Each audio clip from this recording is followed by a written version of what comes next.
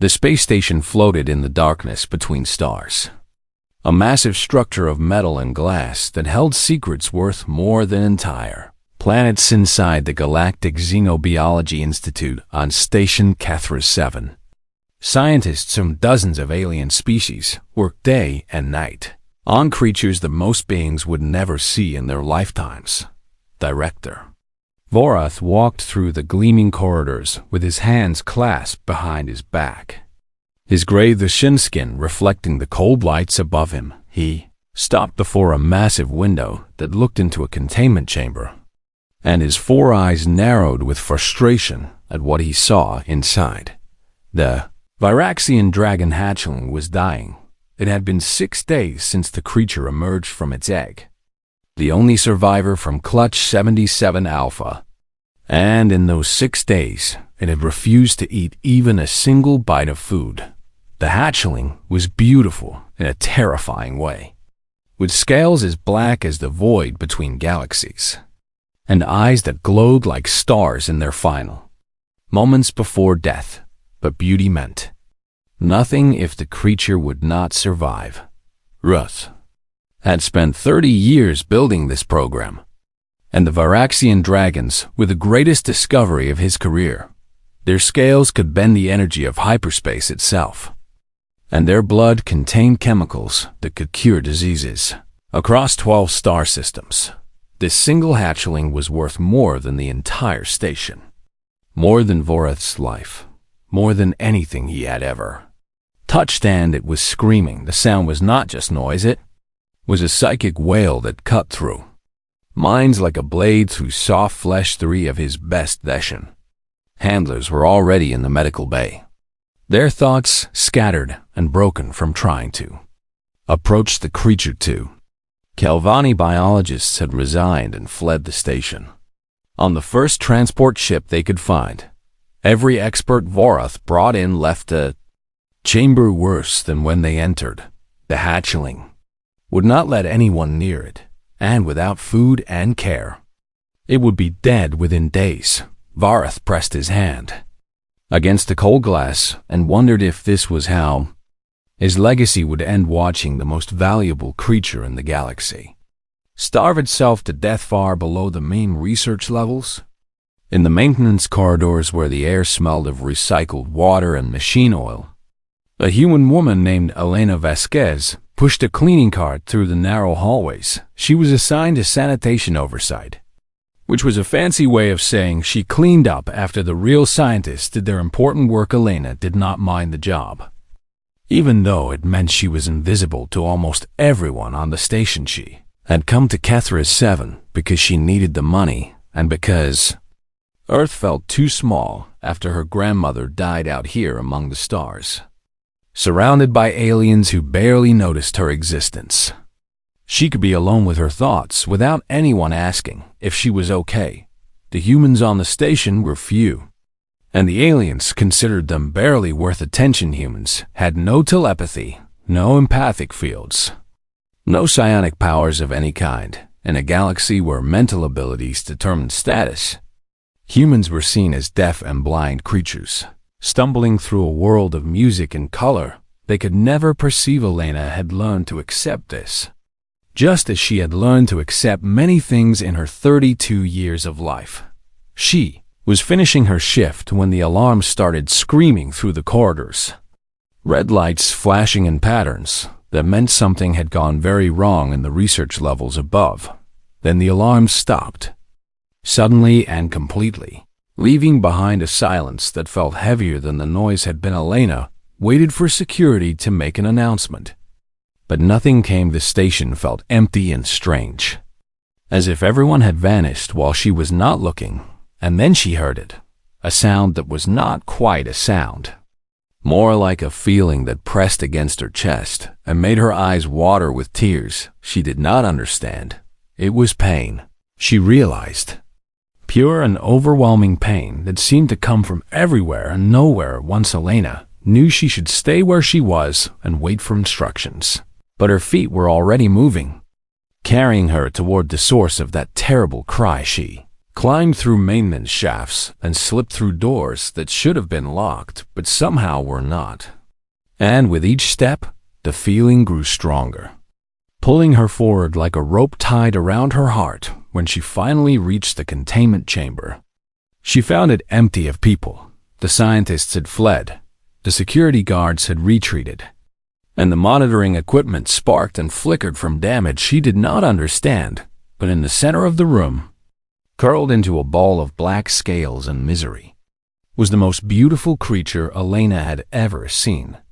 The dragon hatchling lifted its head when she entered, and for a moment, Elena thought it would scream at her, the way it had screamed at everyone else. She could see the fear in its eyes, the confusion, the desperate loneliness of a creature that had been born into a world where every mind around it felt like fire and noise and danger. Elena did not run. She did not reach for the creature or try to grab it or examine it the way the scientists had done. Instead, she sat down on the cold floor of the chamber, crossed her legs, and began to talk. She talked about her grandmother's garden back on Earth, about the tomatoes that grew fat and red in the summer sun and the way the soil smelled after rain. She talked about the sound of wind through oak trees and the feeling of grass beneath bare feet and the way her grandmother used to hum old songs while she worked.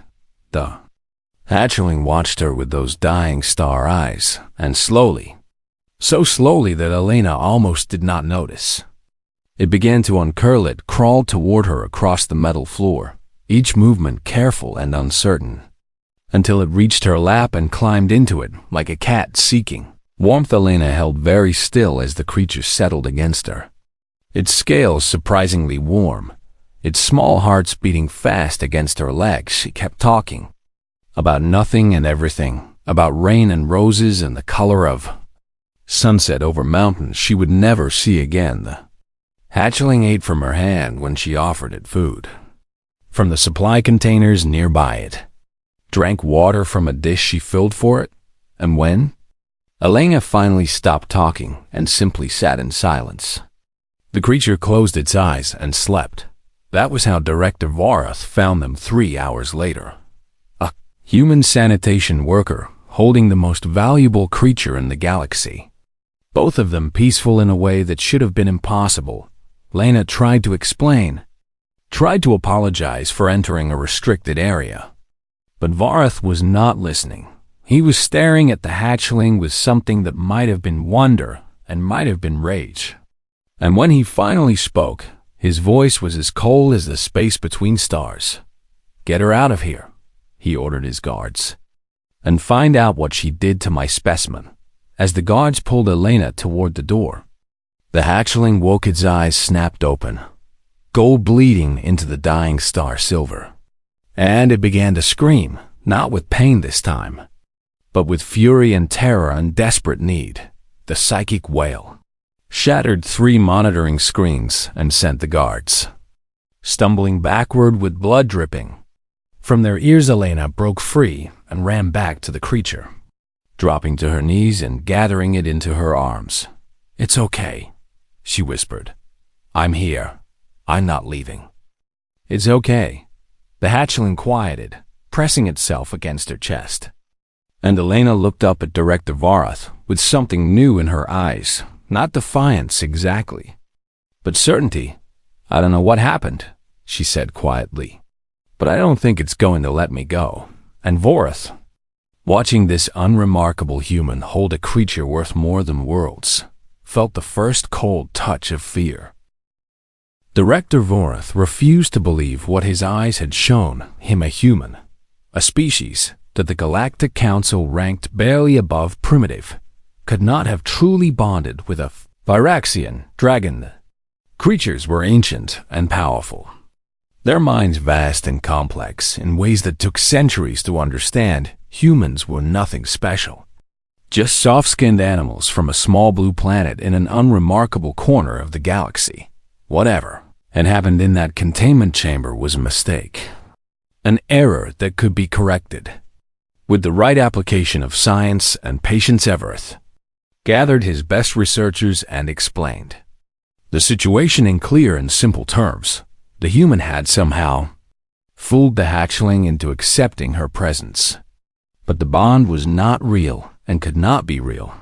They would separate the creature from the woman, study it properly, and move forward with the research program as planned. Elena Vasquez would be reassigned to a mining outpost 3 systems away, and the hatchling would learn to accept new handlers. It was the only logical solution. The first protocol began on a cold morning when the station lights were dim and most of the crew was sleeping. A team of Dacian medical specialists entered the containment chamber with sedation equipment, moving slowly and carefully toward the sleeping hatchling. Jelena was not there. She had been confined to her quarters under guard, and the creature was alone for the first time. Since their bonding, the drugs worked quickly, dropping the hatchling into a deep and dreamless sleep within seconds of the injection. The medical team cheered quietly and began preparing the creature for transport to a new chamber, one that Elena would never be allowed to enter. By the time the hatchling woke, Elena was already gone, her few belongings packed into a small bag as she boarded a transport ship bound for the Caraxes mining station. She did not want to leave, but she had no choice and no power to fight against Director Vorath's orders as the ship pulled away from Kethra 7. Elena pressed her hand against the window and felt something strange in her chest, a hollow ache that seemed to grow with every kilometer of distance between her and the creature she had held 3 systems away.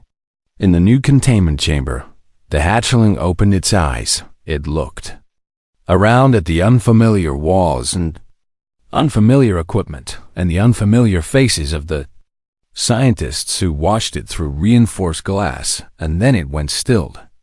Hatchling did not eat, did not drink, did not move from the corner where it had curled itself into a tight ball of black scales. For 11 days it lay there, its heart slowing to a rhythm so faint that the monitors could barely detect it. Its scales began to lose their shine, turning from obsidian black to a dull and lifeless gray. Director Vorath watched the readings with growing frustration. Demanding that his scientists find a solution, they tried everything they could think of: different foods, different temperatures, different lighting conditions, recorded sounds of other Viraxian dragons from the Institute's archives. Nothing worked on the 12th day. The hatchling woke from its living death with a fury that no one had expected, rose from its corner and threw itself against the containment walls, fire bursting from its mouth in streams of blue and white heat. The first wall cracked and shattered. Then the second, then the third. Security teams rushed to sedate the creature, but it took 7 doses of the strongest drugs they had before the hatchling finally collapsed. Vorath stared at the damage reports and knew that simple separation would not be enough. The creature remembered the human, and memory was the problem that needed solving. He contacted a mindweaver, a member of a species known across the galaxy for their ability to form mental bonds with any creature. The mindweaver arrived 3 days later, tall and elegant with silver skin and eyes that seemed to hold entire universes within them. It was confident and calm as it entered the hatchling's new containment chamber, radiating the kind of peaceful mental energy that had soothed thousands of distressed creatures across hundreds of worlds. The plan was simple. The mindweaver would establish a new bond with the hatchling, replacing whatever false connection the human had created. Vorath watched through the observation window as the mindweaver approached the sedated creature, its silver hands reaching out to touch the gray scales. For 17 minutes, nothing seemed to happen. The mindweaver stood motionless beside the hatchling, its eyes closed in concentration, its mental energy flowing outward in waves that the station's sensors could barely measure. Then the mindweaver began to scream. It was not a sound anyone on the station had ever heard before, a high and terrible wail that seemed to come from somewhere beyond the physical world. The mindweaver collapsed, its silver body hitting the floor with a heavy thud. and when the medical team rushed in to help, they found it whispering a single phrase over and over in a language that no translator could identify. The Mindweaver never recovered, and no one ever learned what it had seen in the hatchling's mind. Marath was running out of options, but he was not ready to give up. He brought in Dr. Kelleth, a Kelvani neuroscientist who specialized in memory modification. If the hatchling could not forget the human naturally, perhaps science could make it forget. The procedure took 4 hours, with machines humming and lights flashing as Dr. Kelleth worked to erase every trace of Elena Vasquez from the creature's neural pathways. When it was finished, the hatchling woke slowly, blinking its dying star eyes at the chamber around it. It looked at the scientists watching through the window, sniffed the recycled air of the station, and seemed confused in a way that made Vorth's hopes rise.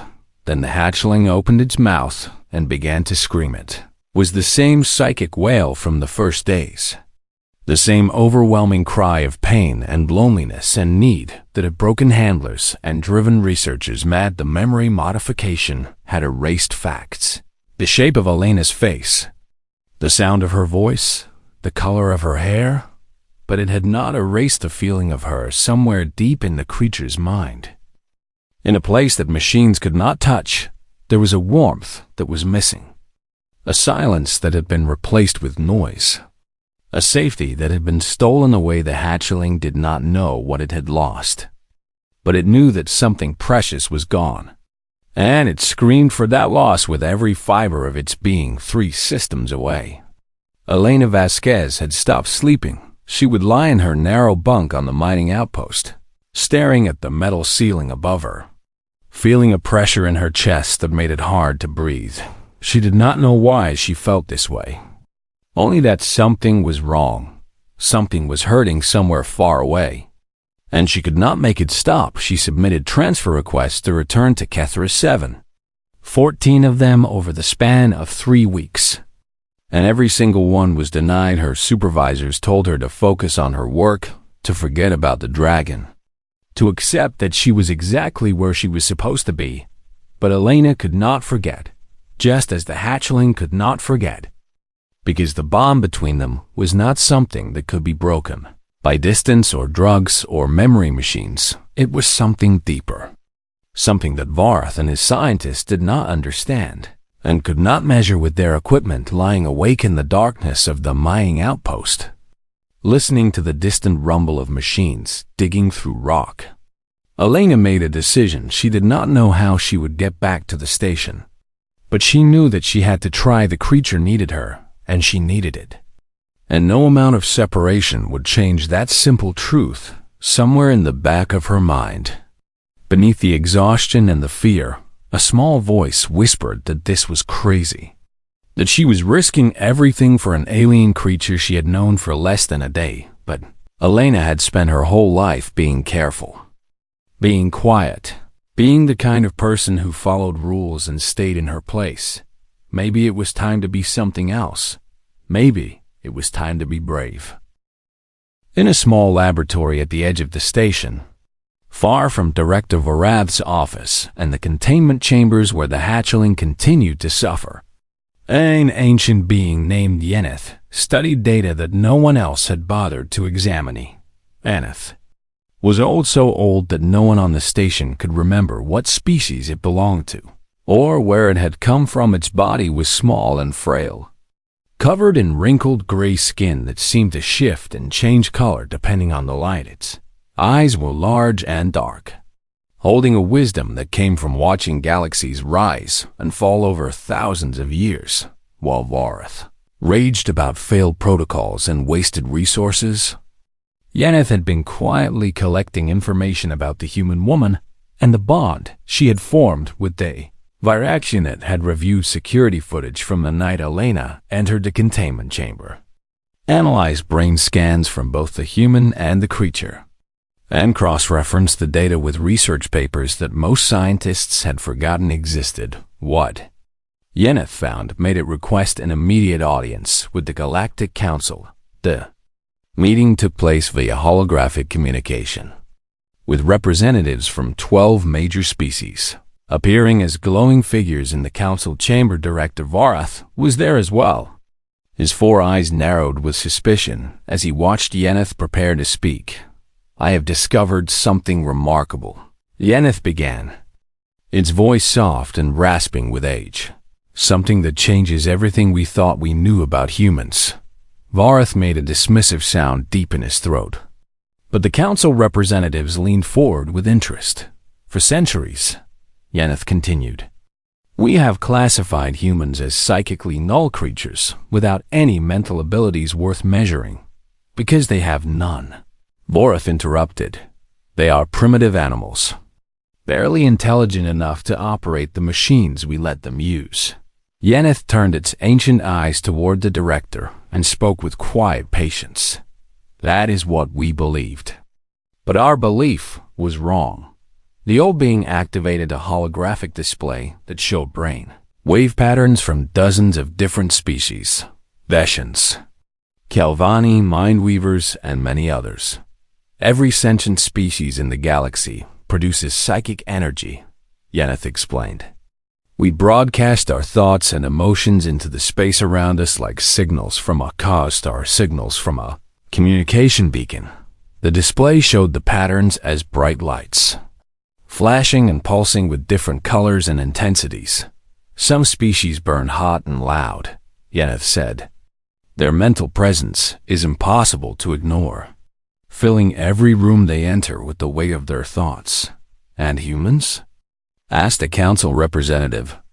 A tall being with crystalline skin, Yeneth adjusted the display to show a new pattern, one that was so faint it was almost invisible against the background noise. "Humans do not broadcast loudly," Yeneth said.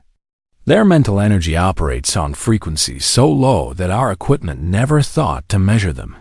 So they are even weaker than we believed," Varath said with satisfaction. "This proves nothing." "No," Yeneth replied. "This proves everything." The display shifted again, this time showing a recreation of what the hatchling's mind had experienced. "Since its birth, the Viraxian dragon was born into chaos," Yeneth explained. "Its clutchmates died around it, their minds crying out in pain and fear as they perished one by one. The visual showed harsh red lights and screaming signals, the mental noise of death and loss and terror. When the researchers approached, the hatchlings sensed their minds burning, bright with curiosity and excitement and the cold calculations of profit. More lights appeared, overwhelming and intense, crowding against the small point of consciousness that represented the hatchling. Every mind it encountered was noise, Yeneth said. Loud, overwhelming, terrifying noise that offered no comfort and no safety. The old being paused, letting the council absorb this information, and then the human came. The display changed dramatically, showing a new presence entering the simulation. But this presence was different from all the others, where the alien minds burned like signal flares. The human mind was like warmth. It was there, but not demanding attention, present but not overwhelming. A steady background hum like the distant sound of a heartbeat, or the soft glow of stars seen through atmosphere. To a creature drowning in psychic noise, Yeneth said quietly. The human felt like silence, like safety, like the first moment of peace the poor creature had ever known. Varath shifted uncomfortably, but the council representatives were utterly focused on Yeneth's words. There is more, the old being continued. Humans possess a quality that we have never properly studied, a tendency toward persistent emotional attachment that they call loyalty or love. Sentimental nonsense. Varath muttered. Perhaps, Yeneth agreed. But this sentiment has measurable effects. The display showed two brain patterns side by side, one from the hatchling and one from Elena Vasquez. When the human bonded with the creature, their neural patterns began to synchronize. Lines appeared between the two patterns, showing connections that grew stronger and more complex over time. They did not just imprint on each other. They became linked in a way that transcends physical distance. Yenneith turned to look at Vareth directly. The hatchling's distress and the human's insomnia are not coincidence. They are feeling each other across 3 star systems. Their hearts have learned to beat together, and no amount of separation can undo what has been done. The council chamber fell silent as the implications of Yenneith's discovery sank in. One representative, an elderly Theshan, who had served on the council for over a century, spoke slowly. If what you say is true, then we have misunderstood humanity entirely. Yes, Yenneith said simply. They are not psychically deaf. They simply speak a language so quiet that we never thought to listen. And in that quietness, they offer something that louder species cannot provide: peace. Director Voreth rose from his seat, his face twisted with anger and denial. This is speculation and fantasy, he declared. You have no proof that any of this is real. Yenneith's ancient eyes met. Voreth's with a calm that bordered on pity. The proof is in your containment chamber, the old being said. A dying creature that screams without stopping. That refuses to accept any handler except the one you sent away. If I'm wrong, then why is your precious specimen still suffering? Voreth had no answer for that. The council voted to suspend the separation protocols pending further investigation. But Voreth refused to recall Elena from the mining outpost. The research will continue, he insisted. We will find another way. But Yenneith was not interested in Voreth's stubbornness any longer.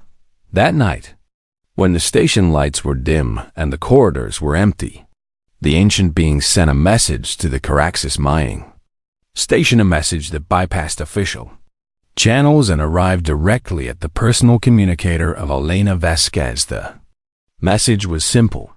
The creature needs you. It is dying without you. Come back if you can. And come quickly. Elena read the message in the darkness of her quarters, her hands shaking and her heart pounding in her chest. She did not know who had sent it or whether it was some kind of trap, but she knew, with a certainty that went deeper than logic or reason, that the words were true. The hatchling was dying, and she was the only one who could save it. The only question was whether she was brave enough to try. Elena Vasquez was not a thief, and she was not a pilot, and she was definitely not the kind of person who stole spacecraft from mining companies and flew them across 3 star systems without permission. But desperation could turn ordinary people into something they never expected to become. And Elena had run out of other options. The transport ship was small and old, designed for carrying war samples rather than passengers. And its controls were confusing in ways that made Elena want to scream with frustration.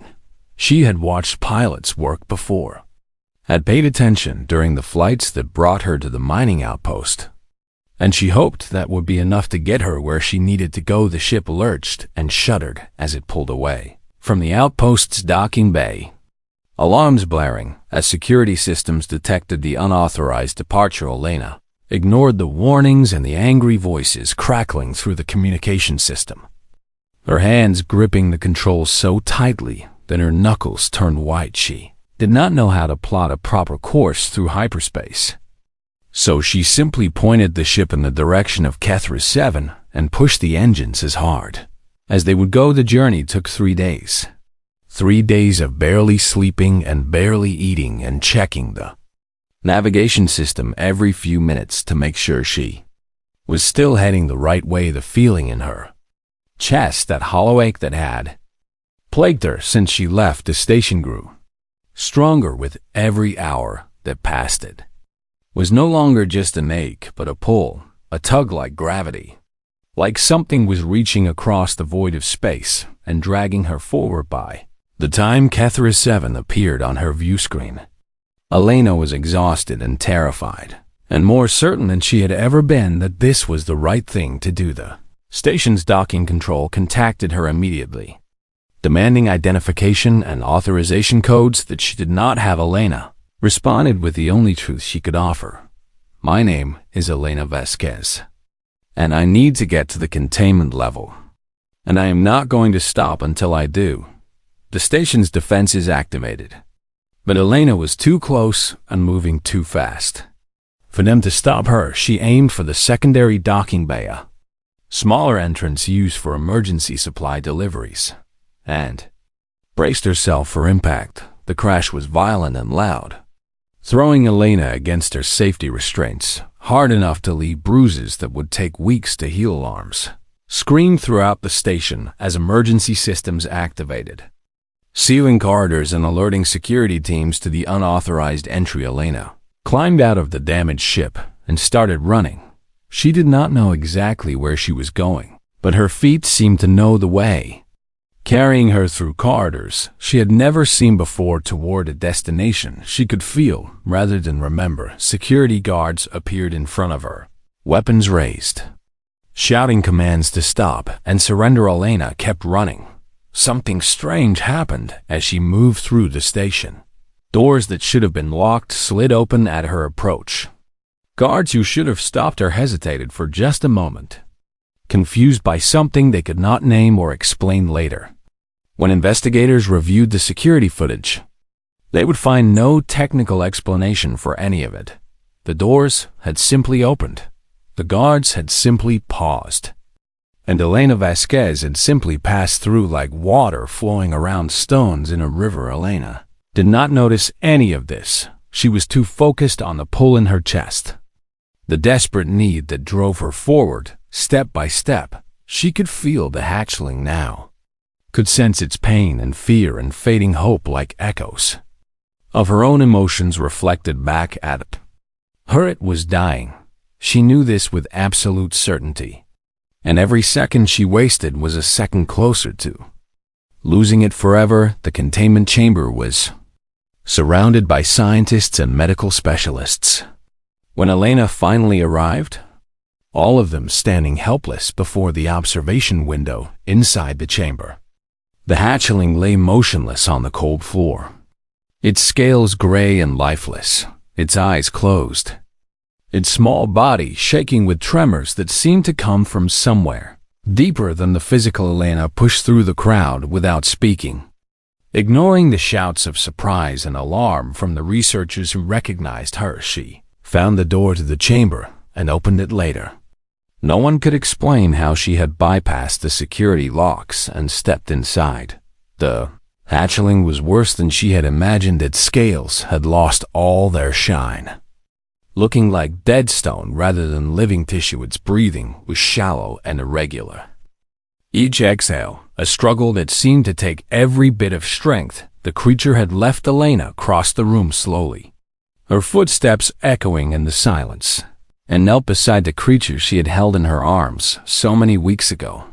"I'm here," she whispered, her voice breaking with emotion she could not control. "I'm sorry I left.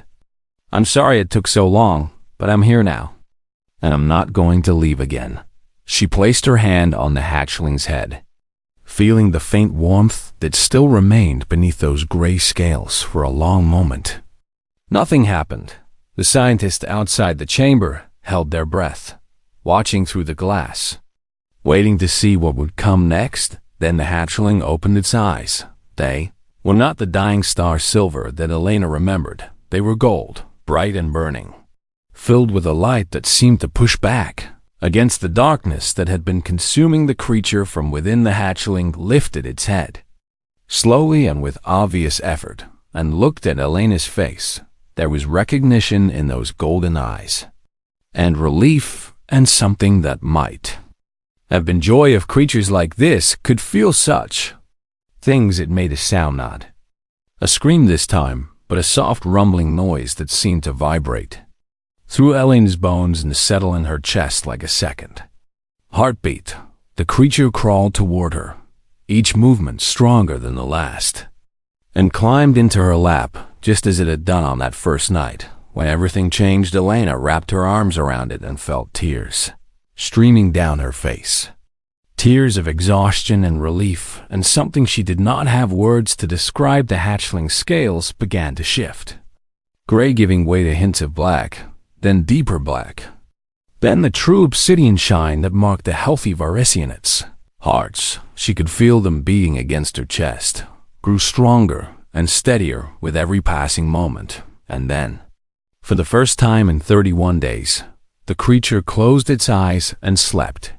It was real sleep this time.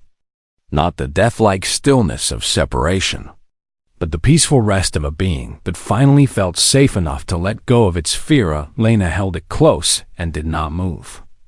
Did not speak, did not do anything except exist in that moment of connection and healing outside the chamber. Director Vorath arrived with a squad of security officers. His face twisted with fury at the chaos Elena had caused. He demanded that she be arrested immediately, that the creature be sedated and secured, that order be restored to his facility.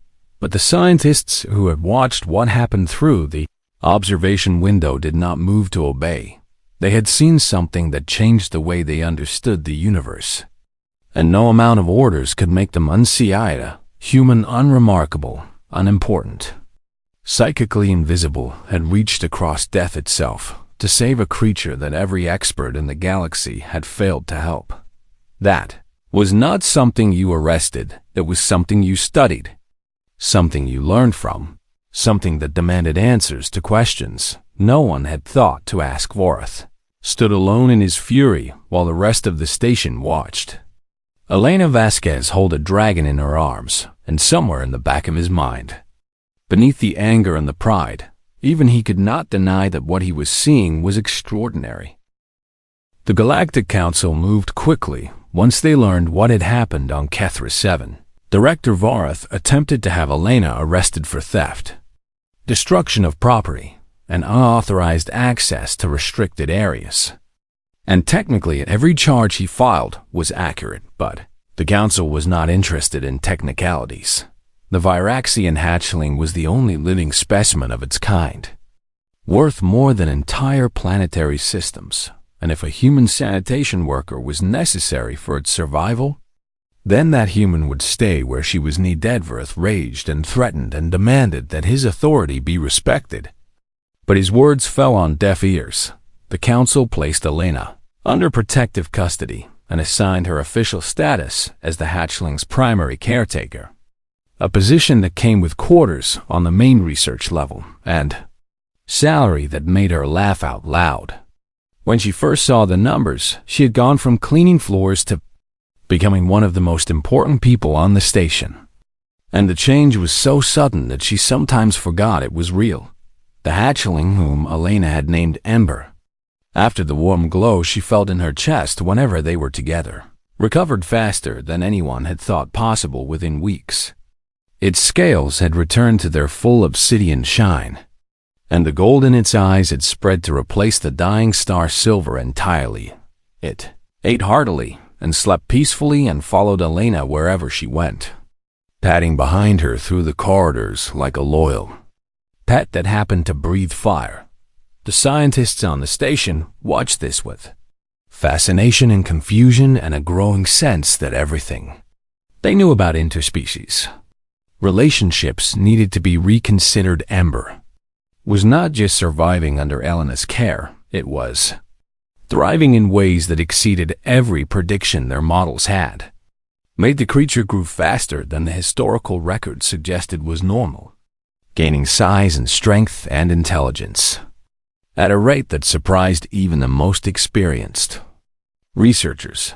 But what amazed them most was how much the hatchling was learning from its human companion. Elena talked to Ember constantly, not because she expected responses, but because it felt natural to share her thoughts with the creature who had become the center of her life.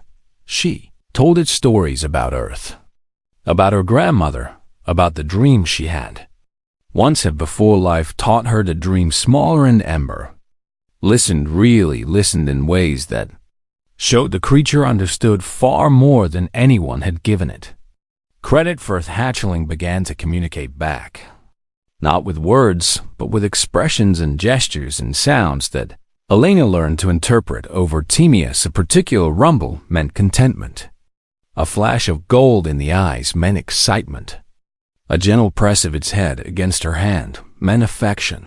They developed a language all their own, built on trust and patience and the deep connection that Yeneth had described in its research word of what had happened on Kethris 7 spread across the galaxy, carried by researchers who had witnessed the bond firsthand and by officials who had access to the Council's report. Species that had barely noticed humans before began to pay attention, requesting human researchers for their own facilities and programs. It was not about credentials or intelligence. Humans were still considered primitive by most galactic standards, but about what humans could offer that other species could not. That strange quiet presence, that background warmth, that steady and persistent loyalty that could reach through fear and pain and loneliness to offer comfort that transcended words. Yeneth published its research paper 6 months after Elena's return to the station, and the documents sent shockwaves through the scientific community. The human frequency, psychic anchoring, and interspecies bonding challenged centuries of assumptions about human capabilities and their place in the galactic hierarchy. Humans were not deaf to the mental frequencies that connected sentient beings. They simply operated on a wavelength that no one had thought to measure. Where other species burned bright and loud, humans were like the warmth of distant stars, steady and constant and impossible to ignore once you learned to feel them in a galaxy of minds screaming into the void. Humans were the silence that let others finally rest. The paper concluded with a statement that would be quoted in research documents and philosophical discussions for generations to come. We assumed that power meant volume, that presence meant intensity, that connection required the ability to project oneself into others. Humanity has shown us another way. Sometimes the strongest bonds are formed not by those who shout the loudest, but by those who simply refuse to leave. Elena did not read Yeneth's paper. She was too busy with Ember to spend time on scientific documents that she probably would not have understood anyway. The hatchling had grown to the size of a shovel by now, its wings spreading wide enough to cast shadows that covered entire corridors. When it stretched, it could not fly inside the station. But Elena had arranged for regular trips to the surface of a nearby moon where Ember could spread those magnificent wings and soar through the thin atmosphere watching. The dragonfly was one of Elena's greatest joys. Seeing the creature she had saved moving through the sky with grace and power and freedom. They would spend hours on that moon, Ember flying in great circles overhead, while Elena sat on a rocky outcrop and watched. And when the dragon finally landed beside her, it would curl around her body like a shield against a universe that had tried to separate them one day. A young researcher from a species Elena did not recognize approached her in the station's common area and asked the question that everyone seemed to want to ask. How did you do it? The researcher said, its voice filled with genuine wonder. How did you save a creature that everyone else had failed to reach? Elena looked up from the datapad. She had been reading reports on Ember's development that she reviewed every evening, and thought about the question for a long moment. She remembered the first night, when she had walked into a containment chamber she had no business entering and found a screaming creature that everyone else had given up on. She remembered the weeks of separation, the hollow ache in her chest, the desperate flight across 3 star systems in a ship she barely knew how to operate. She remembered the moment when Ember had opened its golden eyes and looked at her with recognition and relief and trust. Didn't do anything special, Elena said finally, her voice quiet and honest. I just didn't leave. The researcher seemed unsatisfied with this answer, as if it had expected some secret technique or profound wisdom that could be studied and replicated. But Elena had no secrets to share, only the simple truth that sometimes the most powerful thing you could do for another being was to stay when leaving would Have been easier. Ember chose that moment to appear in the common area. Having tracked Elena through the station using senses that the scientists still did not fully understand. Dragon massive now. Its presence filling the room with warmth. And the faint smell of smoke settled beside Elena, and rested its great head in her lap, its golden eyes closed in contentment. As Elena's hand found the familiar spot behind, its ears where it liked to be scratched around them. Three species who had never known peace felt something shift in the air. A quiet settling that seemed to ease tensions they had not even realized they were carrying. That was the human gift.